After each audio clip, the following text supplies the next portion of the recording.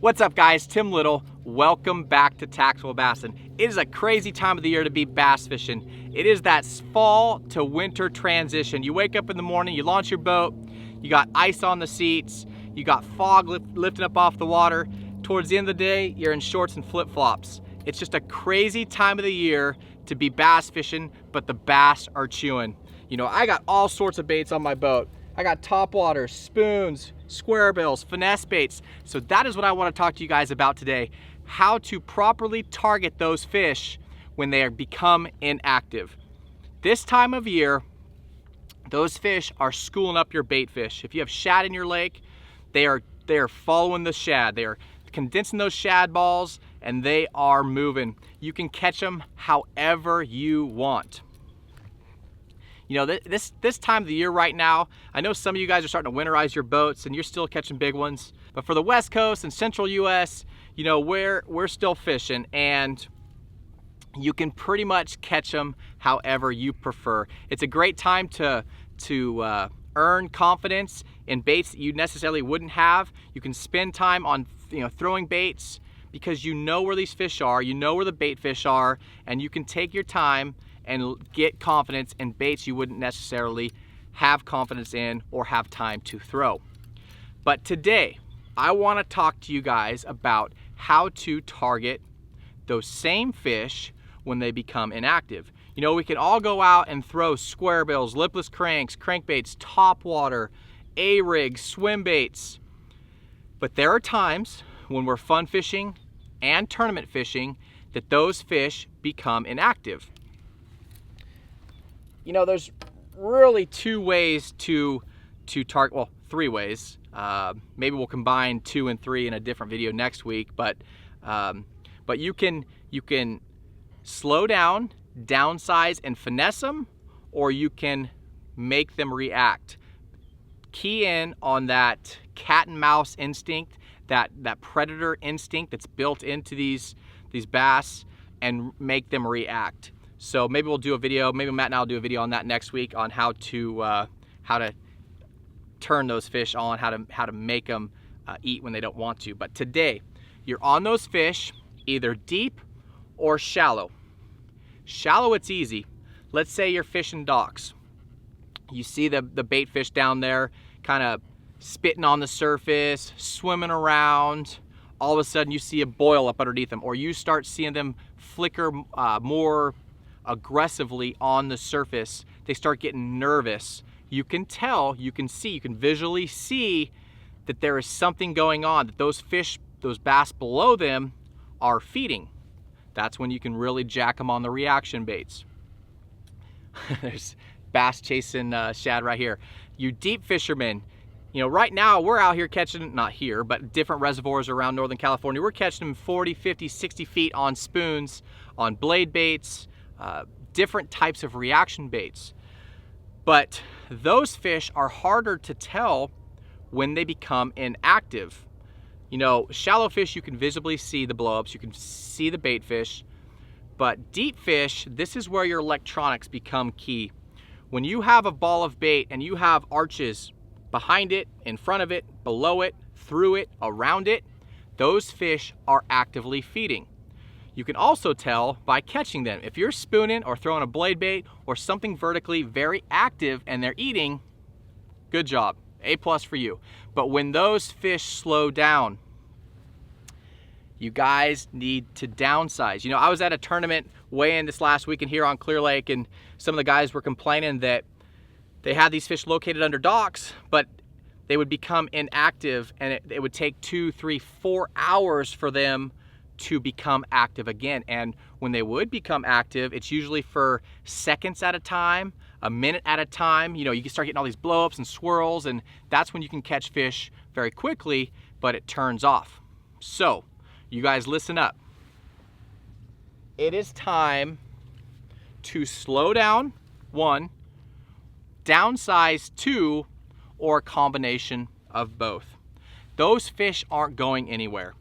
That is why right now on my deck of my boat, I have 4, 5, 6, 7, 8, 9, 10, 11 rods, a bunch of reaction baits. I have A-rigs, I have spoons, top water, fluke, lipless crankbait, square bill, A-rig.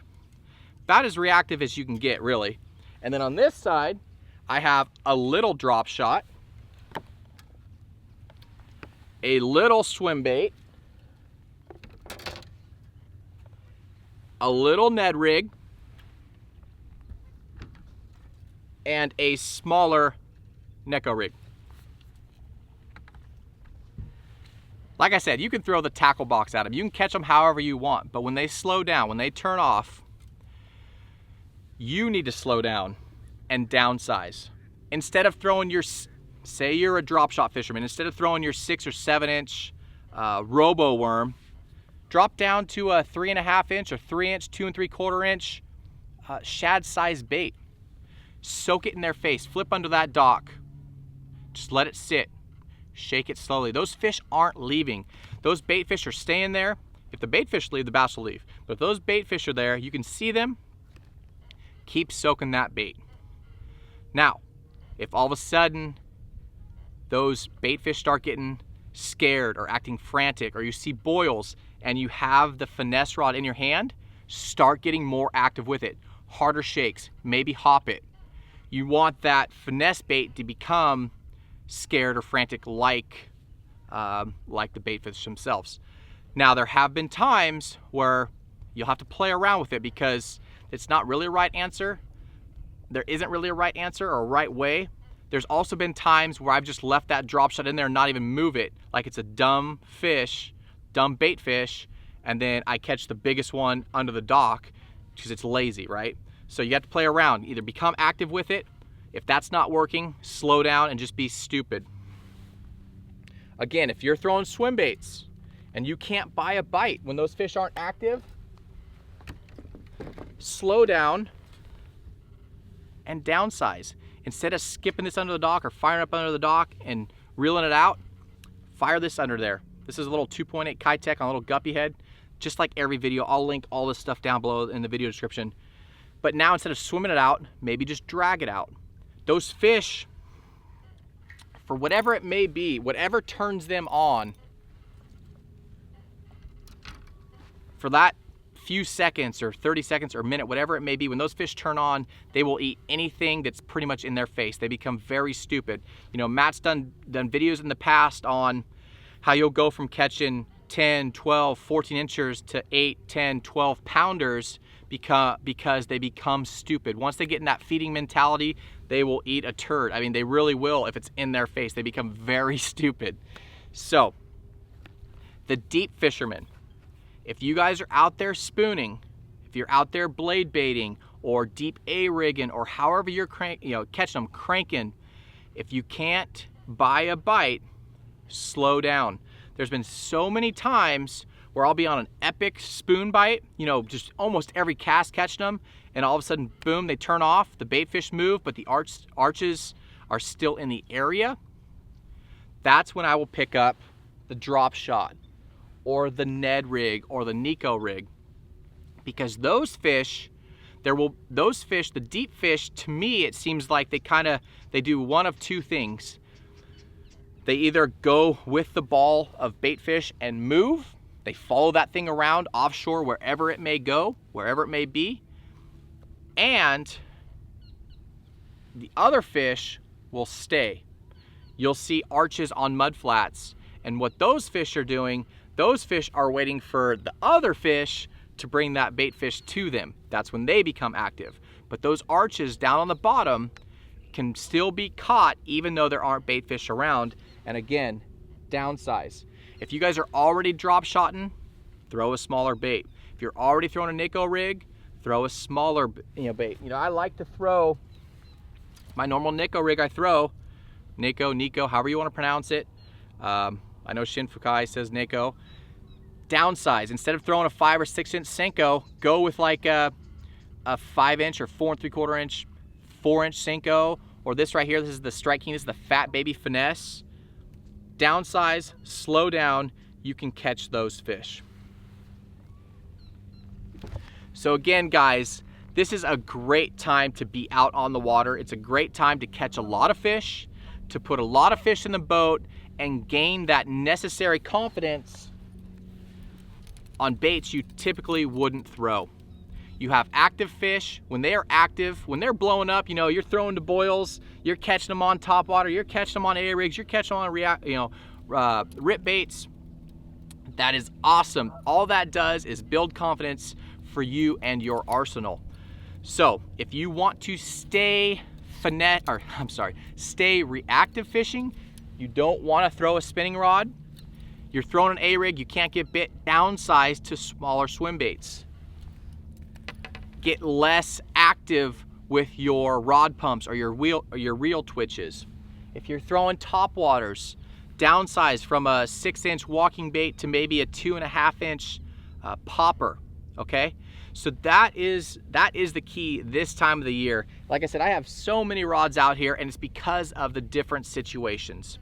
So you have your shallow fish, you have your deep fish, you have your reactive fish, and you have your finesse fish. If you guys take what I showed you today, that will really help you guys out. Some other baits that I really like to throw when fish are slowing down, I grabbed a couple right here. Right there. That is the baby brush hog. A lot smaller than the normal brush hog. The Reaction Innovations, the man bear pig. Great bait. You drop shotters, again, real quick, not to beat a dead horse, downsize. This is where I will go with a smaller Kitech. There is a lot to be said for matching the hatch. When you take your 6-inch robo worm off and you put a 3-inch swim bait on and you sit it in their face, they're gonna eat it.